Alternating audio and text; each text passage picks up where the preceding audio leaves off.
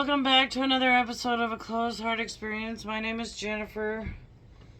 And before we get started, let's give out that pretty nifty disclaimer we got going on. I am not a therapist. I'm not a psychiatrist. I'm not a counselor. We are all just BFFs trying to get through life one day at a time. It is not advice to take seriously. It is to help maybe somebody cope through something that they're going through too. And I would really like it if everybody could just subscribe, tap the bell, do the things. It'd be okay. I have been so busy that some days I'm kind of realizing I need to do a few videos in one day. So if you see me wearing the same shirt, please excuse me. It's because I run my own business. I have a husband who's a stroke victim. And I run. I usually get up between 4:30 and 5:30 every morning. And I'm not joking when I say I go home and go to bed between 10 and midnight every night. So, talking about these things are going to be done on my schedule and sometimes the same shirt. Because they're happening on the same day. Oh, today. I don't know when I'll post this one. Maybe Saturday or Monday the 9th. Can you believe it's already December? What happened? I am thankful that 2024 is almost over. So thankful. But,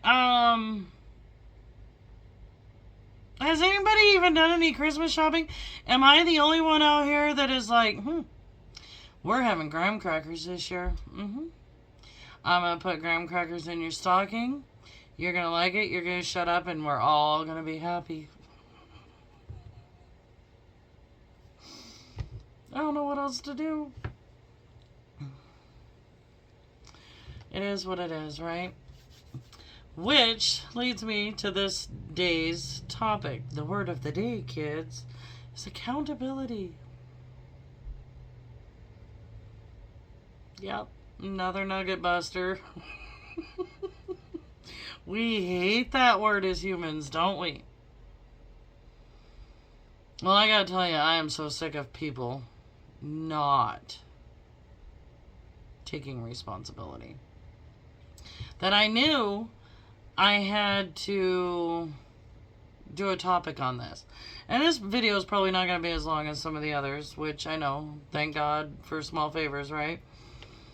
I'm not perfect. Yes, I've told white lies. Yes, I've told major lies. There's some, getting in trouble in your teens lies. But I would say for the vast majority of my adulthood, if something went wrong and it was my responsibility, I have stood up and taken the fall for it. It doesn't happen every day anymore. And I'm not saying I did. I don't want you to think I think I'm Miss Perfect here. I'm not. I'm human. We all make mistakes. There have been some times where I'm just so pissed off that I'm like, forget you, I'm walking off. I don't give a shit who's right, who's wrong. I'm done. You ever had those days? No, peace out. We're over. We're out of here. But a short story here. I used to do audit preps for the accounting firm I used to work for, and they would send me to places. We didn't do that many, but there was this one place, and I got to know the people pretty good, and there was a lot of mistakes in their books, and there was like 6 companies intertwined or something like that. And I kept saying that this one person is posting wrong. And yeah, I like to repeat things. I'm sorry. I think it's because of my husband and the fact that I'm a boss. So if I say things 5 times, that's why. Just go with it. But anyhow, they kept blaming it on this one girl. to the point where I was believing them. And I came before the president of this conglomerate, and they wanted fixes, that needed to be fixed before the actual audit happened. And I said, we need to have a discussion about so-and-so, because if this, and this is being posted, which it is being explained to me that it's her fault, I really think she needs to be fired. She doesn't know what she's doing. A couple of days went by, and I go back in to do my job, and the president pulls me aside, and she says, we need to talk. I'm like, oh, did I do something wrong? Come to find out, it wasn't that girl at all. She was the only one that knew what she was doing. It was all the others that every time I found a mistake, they were passing it off onto her. How craptastic is that? And I couldn't hardly look at him. I was so disgusted, and I had to go back and work with him for like another week. But I was so disgusted that they would just throw her under the bus that quick. And granted, they're probably wanting to save their own jobs, and people make mistakes. Not everybody is perfect, but the amount of mistakes that I found was to the point where the person who was doing the work desperately needed to be fired. That's where we were. Oh, I don't know. Since then, I have hired employee after employee after employee. And what some of them didn't know, because they didn't know what they were doing, is that QuickBooks has an audit feature, and it tells you exactly who's logged in and who's done the work. So I would pull somebody in, give them a profit and loss with circled items, and say, can you fix this? Can you fix this? Can you fix this? And they would come in and say, I didn't do this. And I would say, oh, yes, you did. No, so-and-so did this. No, honey, I know that you did it. And they'd argue the point with me. So finally, I showed them the little audit feature and said, could we just quit throwing other people under the bus and fix our own shit and move the hell on? Because this tit for tat is not... It's not helping anybody. I just need the shit fixed. That's what needs to happen. It has extended into the personal life. People, you get into an argument or something, they can't do any wrong. I don't know, throw you under the bus, make everybody else look bad around them, because heaven knows that they are God's gift, and it could be something simple. We had this one employee, it's been lots of years ago. Anyhow, you would point out something that he did wrong, and he would cry. And I would ask him why he would cry. And I'd tell him, they tell me I do crap wrong every day. I don't cry about it. I try to fix it and not make that same mistake again. But people don't look at it that way. They look at it as, I'm a failure. I didn't get my participation medal. I don't know what the hell they're looking at it. But what bothers me is the first thing, I just wasn't trained properly. No, you made a blooming mistake. Just own up to it, fix the damn thing, and let's move the hell on. Why can't people do that? Why can't they say, oh yeah, I screwed up there? I've had a couple of clients try to pin some problems on me.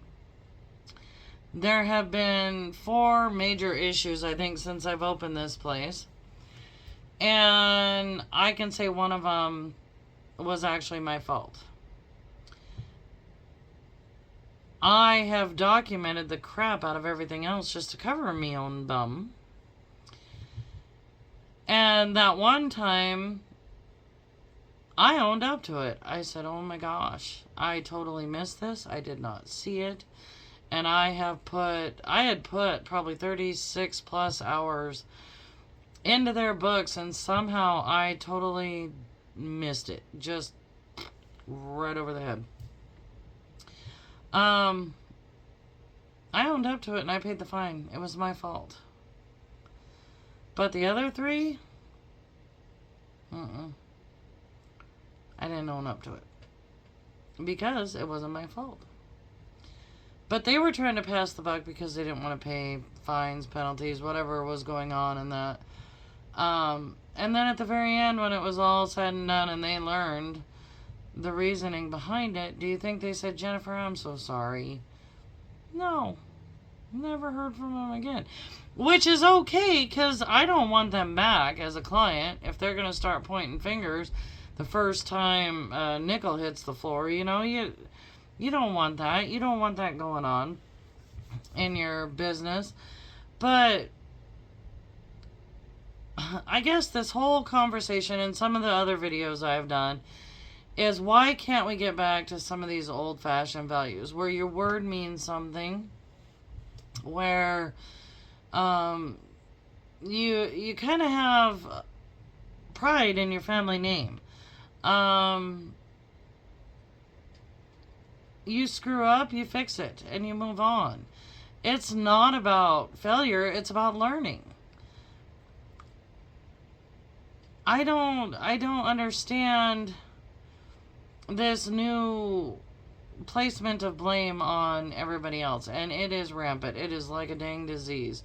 Nobody takes responsibility for anything anymore. It is always somebody else's fault. And I'm at a loss for words, because I don't know how to fix that. I don't know how to give people backbone to own up to their own mistakes and complete it. And when I say complete it, I mean fix it, move on. It is... We had a conversation in the office earlier today, and it was about politics. We do that sometimes. And I learned something. I was... I don't know if I should... because we're kind of crossing hairs here.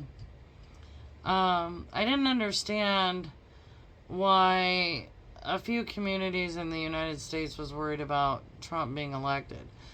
Because when he was in office in 2016, there wasn't a mass killing. There wasn't anything going on. And I didn't understand that fear. I felt like it was a bit of fear-mongering.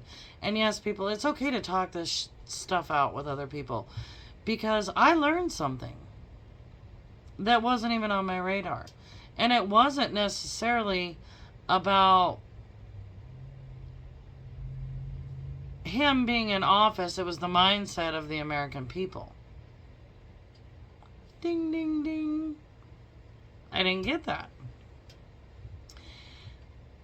And so then I said, what is the mindset of the American people? Because right now, I feel like we're in a zombie apocalypse. Everybody's just walking around with their phone in their face, not paying attention to anything or anybody other than what's happening on X or Facebook or Instagram or TikTok. That's all they're doing. They don't even know that there's 20 humans sitting next to them. I sat in an airport in May and just watched all the people that walked by me and didn't even notice me sitting there. I think I was the only one that didn't have my face on my phone. And no, it's not because I'm old. It's because my phone goes off continually, and sometimes I can't take it anymore. So it was in sleep mode. And Jennifer likes to people watch. Anyhow, the explanation that was given to me is, it's not necessarily what's going to happen in the next 4 years. It's the mindset of the American people and what we might be going back towards. Again, I've got a pretty strong personality. I really sometimes need to watch what I say before it comes out of my mouth. But at this point, I couldn't stop it. And I said, no, this is more fear-mongering. Because what this country needs right now is for people to get back to families, to get back to the Sunday dinners, to get back to caring for their family members, not hiring somebody else to do it, and not having their face planted in their phone every damn day, being distracted while our favorite humans are passing away at an alarming rate, and we look up and they're gone, and they're like, holy crap, I lost 6 years with my face in my phone when I could have been baking cookies with my mom, when I could have been gardening with my dad, when I could have been on a walk with my sister. You know, the list is endless. But all we do is, ho, ho, ho, did you see this on TikTok? Did you see this on X? Did you see this on Instagram? There is more to life, and that's what this country needs to get back to. We need to get back to putting value into human life. We need to get back to having conversations at the dinner table. And I don't care, how was your day, honey? Oh, it was good. How was yours? Oh, it was spectacular. That's not what I'm talking about. I am talking about, I love you. I miss you. Let's go camping. Let's roast some hot dogs out in the middle of a mountain somewhere where Elon Musk hasn't put up a satellite and our cell phones don't work. That'd be great. Let's not drown out our daily emotions with binge watching or game playing or zoning out. Because that is the zombie apocalypse we are experiencing. And it's also causing everybody to be numb. So when something tragic happens, like the North Carolina hurricane, it was all buzzwords for 2 or 3 days, maybe a week. And then everybody was like, oh, that's old news. What if that was your family member? Would that have been old news? No. No. So, when I hear that certain groups of people in the United States are fearful, I would be more afraid of the lack of compassion, the lack of caring, the lack of togetherness, than I would who is freaking president.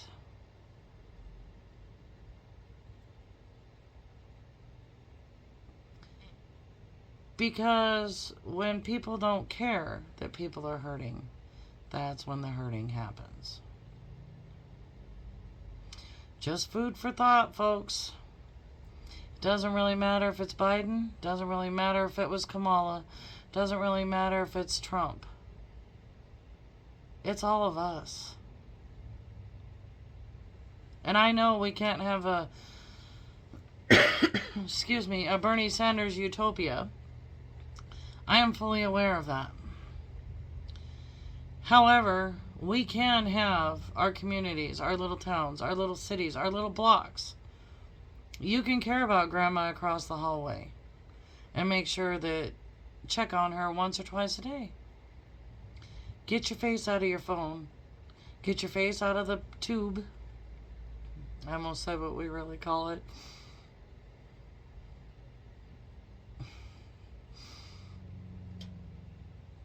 Let's get back to spending time in the park with our children on Sundays, going for a long walk, getting out of the house.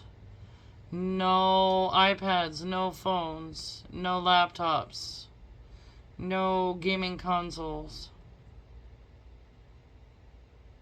I've been screaming about this for a long time. And I'm not saying I'm a psychic because I'm not. My crystal ball's in the shop. It's still being worked on. But we kind of have a joke. I'm not a psychic medium. I'm a psychic small. But I'm not very small either, so that doesn't go very far. Anyhow, I'm sorry. it's just like my other videos. If we can take accountability, have a little pride, back up our word, and here we go again. Give a damn, give a damn, give a damn. It doesn't really matter who is freaking president now, does it? It doesn't. Because it's not Trump that's going to show up when something goes down. It's not Biden that's going to show up when something goes down. And it's sure as shit not Kamala that's going to show up when something goes down. It is your neighbor. So, maybe if we're on a better playing field with the people around us, not pointing fingers, not taking accountability, somebody might show up for you.